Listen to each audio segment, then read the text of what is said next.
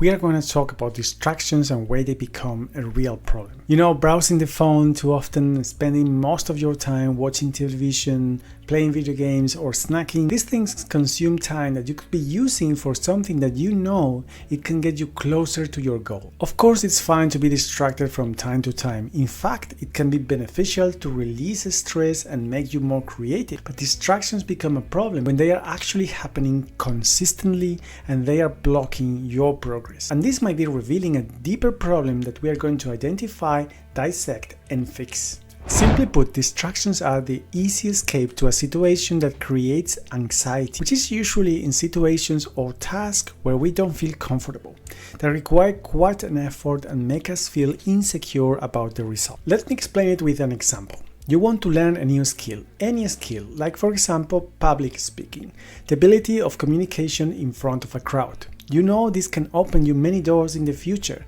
but right now, especially at the beginning, it requires effort and persistence and being prepared to fail until we get better. But that's precisely what we hate, failing. It's really uncomfortable. And what if we discover we are actually not great at it? This thought can come to your mind. The feeling that we are not going to be able to make it, that we are not good enough, is simply overwhelming and triggers enormous amounts of cortisol, the hormone of anxiety and stress. Distractions come to the rescue with tasks that are easy to do and with an easy reward, making us eventually abandon and give up. So we never get good at it. Another example, you are a creator trying to create a new work. It could be a book, could be an artwork, could be a design.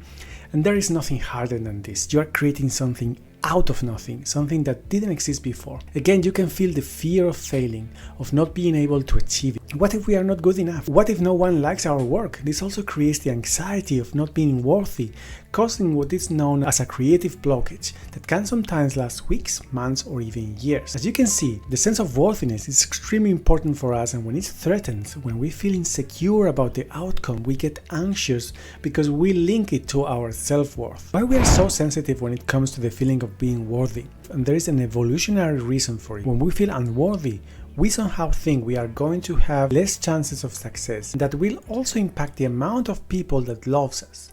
And that goes against the need of community that we deeply link to protection and survival, creating the anxiety. The brain is going to need to stabilize this anxiety and is going to offer us the easy choice of distractions. A lightweight task that not only is easy to do because you have done it hundreds of times, but also a task that is so very rewarding in the very short term that you cannot say no to it. And there you go, you find yourself browsing a phone, chasing likes, playing a game, watching something entertaining, snacking something sweet even if you are not hungry, and in general, you have replaced the fear with a dopamine shot. Dopamine is a neurotransmitter that plays a crucial role in the brain's reward system, which is designed for survival. It can produce feelings of pleasure and satisfaction which can motivate us to repeat the behavior that led us to the dopamine release. It's basically something we have from evolution to reinforce behaviors that can keep us alive. For example, positive social feedback, such as getting a like on social media, is deeply linked in our brain to the area of community and social bonds, which, as I mentioned, can ultimately improve our chances of survival. And for example, snacking, having sugar, providing energy to the brain is rewarded as well with dopamine. Check the description below where I have a video about how dangerous snacking is. I'm not demonizing dopamine, by the way. It actually plays a crucial role in many important brain functions, including motivation, reward, learning, movement, social bonding, creativity, and problem solving. The issue is when it comes very easily and very often, it can cause addiction. There is a very blurry line between distraction and addiction.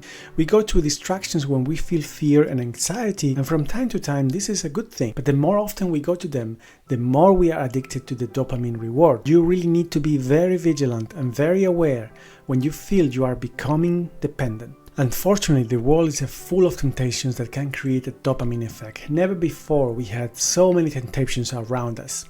And the fix is not to just remove these temptations around us like becoming a monk. The problem is inside ourselves and our need of validation and our need of feeling secure and comfortable. If you're still watching this video, it means that, like me, you know that distractions are not helping you and you want to know if there is any way to control them. The reason I have tried to carefully explain the mechanisms and the causes of distractions is because this knowledge will help you to understand what's going on in your brain when they happen. Through awareness, we can observe feelings and thoughts without being affected by them, just as observers or scientists. If you observe that you are afraid and anxious, try to find out why. If you observe thoughts of I am not good enough, I'm not going to be able to make it, first of all, disregard them because they are simply not true. Because this is clearly revealing that, first of all, you are focusing too much on the global picture and creating negative projections in your head about the future that doesn't exist yet.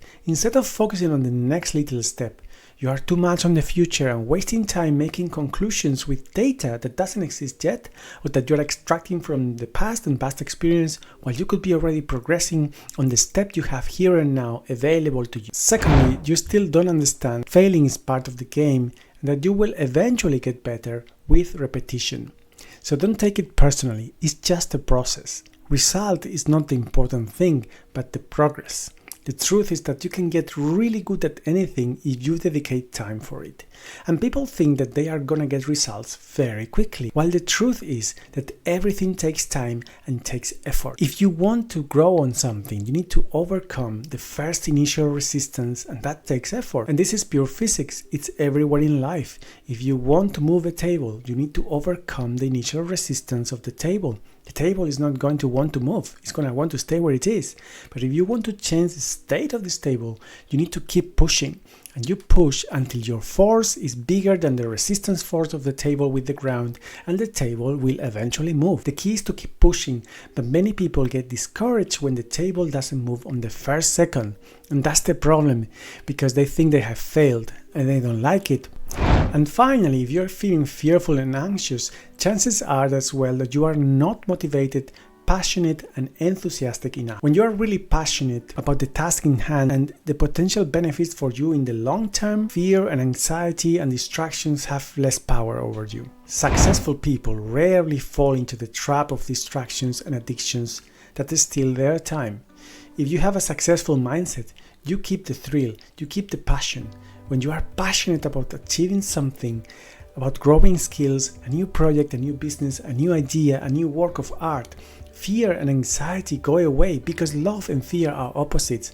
And then you have an initial plan, something achievable. You start bit by bit, and then you discover there is a roadblock, a resistance, a problem.